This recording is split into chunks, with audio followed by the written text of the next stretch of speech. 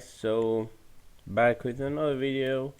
Now today we're going to do some save system, some improvements again and again. So let's check out the improvements first. If you go on the weapon class now, I added a new event called level up, and it happens after the experience you get. If our player levels up, it's called right there. It's actually down here. So handy addition. I remember that whenever a gun levels up, it somehow gets replenished. So I added this logic on our other guns, on the Scorcher for example. There I go, we missed the point here. And yeah, apart from that, the standard save max ammo, this happens on load, and it's like supposed to be just load the ammo, but this happens on level up, so that's why it's different. We just set the max ammo to the current ammo as soon as our gun levels up. The same thing applies to the Seeker right there as well, and the bomb glove of course, although we do not need that.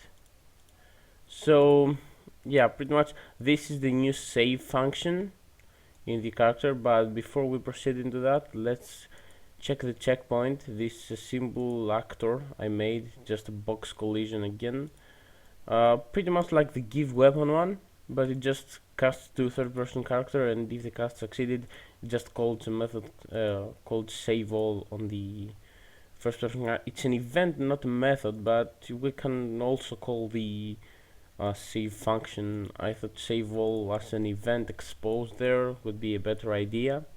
So on our save here we do three stuff. The last one we've got already covered.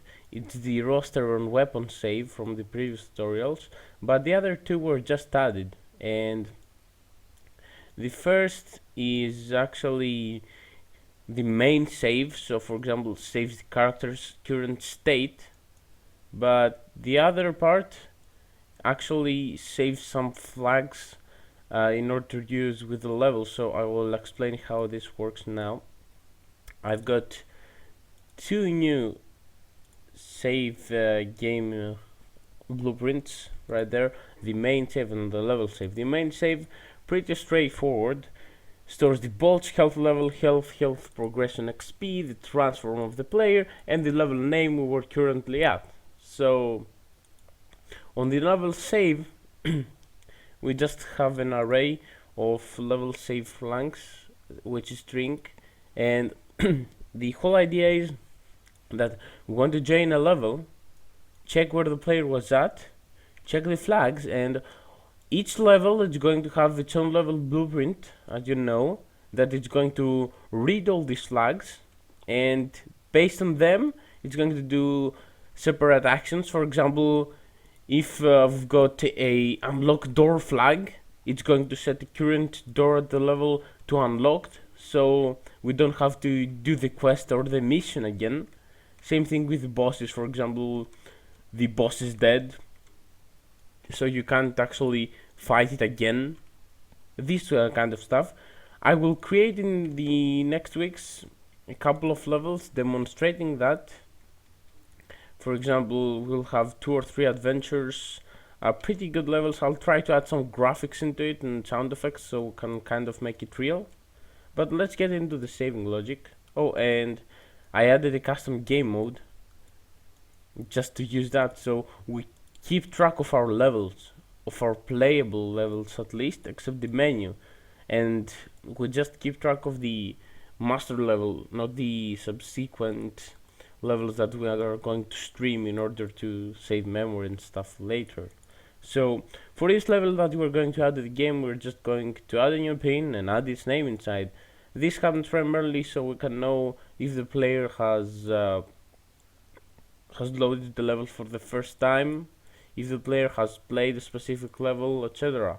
So moving on onto our third person character. The first pin creates save game of main save, then casts and sets a reference, which is a local variable, as you can see down there. then sets bolts, health, health level, health progression, transform, gets the current level name, sets the level name, and then saves the game to slot. Main save is the name. Now on the second pin, it's a little bit more complicated. It first checks to see if there is a saved game saved with the name of our current level. Then, even if this exists or not, it just sets the level flag to save to our current queue, checks if the file exists. So if it exists, we don't want to override the existing flags with just these ones. So we load the game, we cast it, and then for each level save flag, that this may be empty as well, but we don't care. For each level save flag, we're just going to add it to the level flags to save, which is a local variable. Be aware that the level flag q is a global variable, but the level flags to save is just local to this function. So then afterwards we're going to create the save game object, set the level flag to save, and save game slot of name current level name. So yeah, we just don't want to overwrite anything. We're just going to add more stuff to the current saved flags, and this is how we actually read them. But why is it a queue?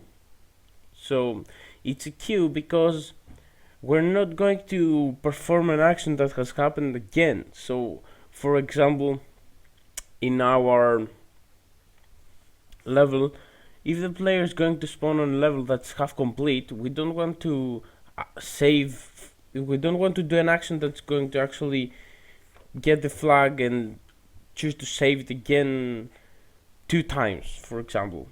That's why we're just going to have the stream of actions that we're actually supposed to save before and after the level.